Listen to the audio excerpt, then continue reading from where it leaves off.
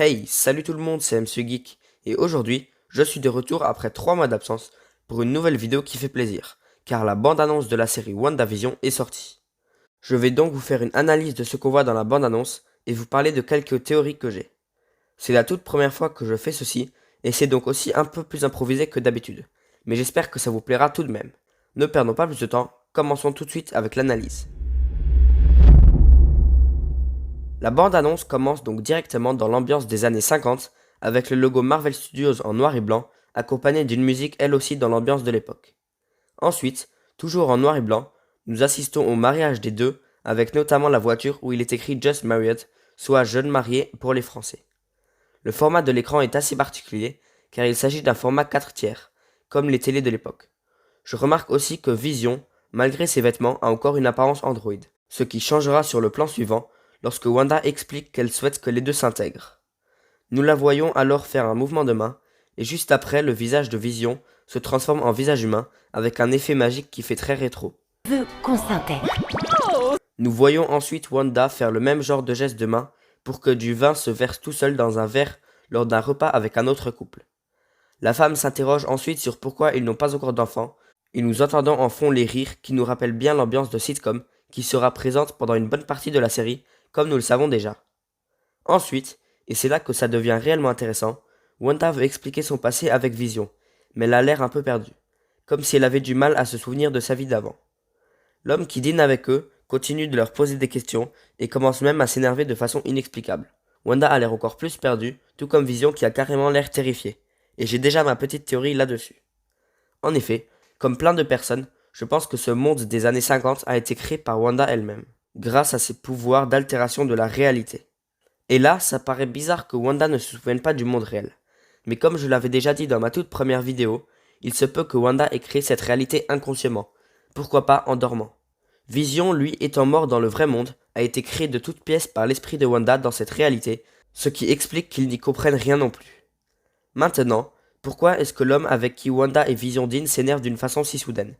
Eh bien, je pense que puisque Wanda a créé cette réalité, donc également les personnes qui vivent dedans, le comportement qu'a cet homme est en fait en quelque sorte le subconscient de Wanda. Je ne sais pas si vous arrivez à me suivre, car j'ai moi-même un peu du mal à l'expliquer.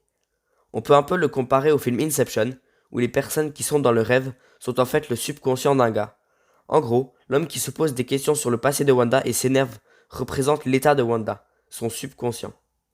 Suite donc à cet événement, il y a l'air d'avoir un retour en arrière, sûrement juste un effet utilisé dans la bande-annonce. En même temps, le format de l'écran est passé du format 4 tiers à un format 16 neuvième.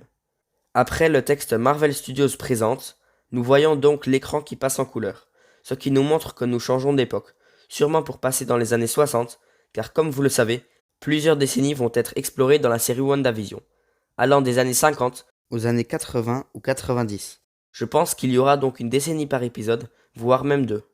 Après, plusieurs plans s'enchaînent où nous voyons Wanda et Vision danser, et ensuite le couple portant deux enfants, probablement les jumeaux Speed et Wiccan, qui existent également dans les comics. J'ai parlé d'eux dans ma vidéo sur les Young Avengers si ça vous intéresse, mais en gros, ce sont les enfants de Wanda et Vision, et ils ont également des super pouvoirs. Après, nous voyons la voisine de Wanda, avec des vêtements qui rappellent cette fois-ci les années 80, donc encore un changement de décennie. Wanda porte ensuite sur le plan suivant son costume qu'elle a dans les comics, un costume très kitsch qu'elle portera sûrement au moment d'Halloween, car un peu plus tard dans la bande-annonce, nous voyons Vision, également dans un costume kitsch qui rappelle les comics, et celui-ci se balade dans les rues aux côtés d'autres personnes déguisées, donc pour fêter Halloween. Par contre, celui-ci a l'air très sérieux dans son costume, comme s'il était forcé d'agir ainsi. Revenons quelques plans avant, où nous voyons Vision sous son apparence habituelle s'envoler. En faisant bien attention, on voit qu'au moment où il s'envole, il y a des enfants déguisés avec des lanternes autour de lui, ce qui nous prouve que cette scène se passe également durant la période d'Halloween. Je pense d'ailleurs, au vu des décors, même si ici c'est assez compliqué à spécifier, que cette période d'Halloween se passera dans les années 80, soit entre le milieu et la fin de la série.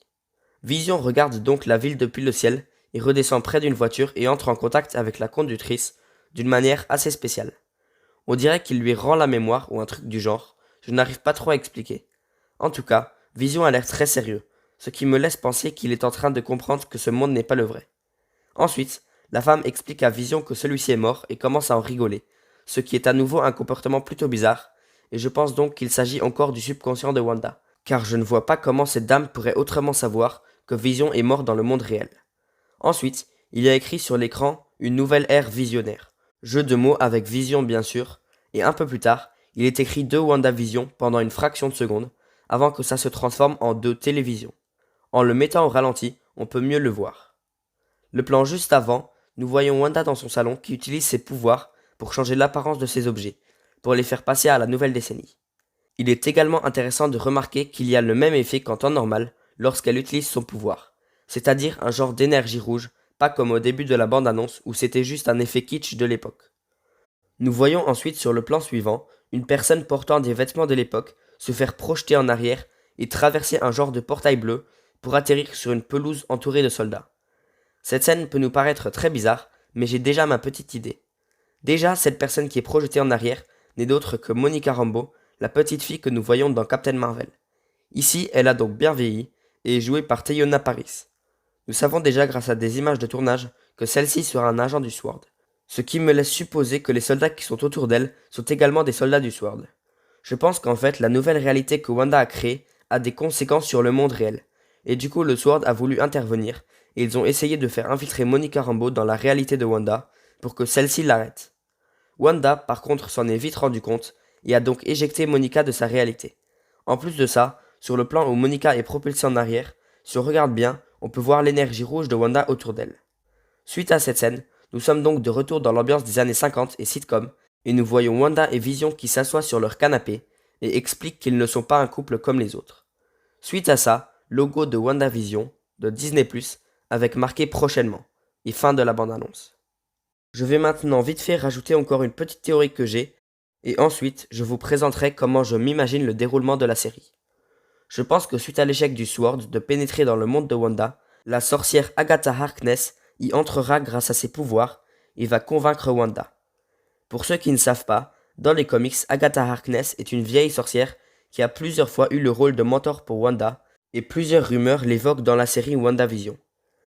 Je pense donc que dans la série, nous suivrons d'un côté le monde paisible de Wanda et Vision, avec l'ambiance de sitcom, et de l'autre, le monde réel, avec le SWORD qui essaye d'arrêter Wanda, et vers le milieu de la série, la tentative d'infiltration avec Monica Rambeau va échouer, comme on l'a vu dans la bande-annonce, et suite à cela, Agatha Harkness va vouloir s'en occuper, et de l'autre côté, Vision va commencer à comprendre ce qui se passe.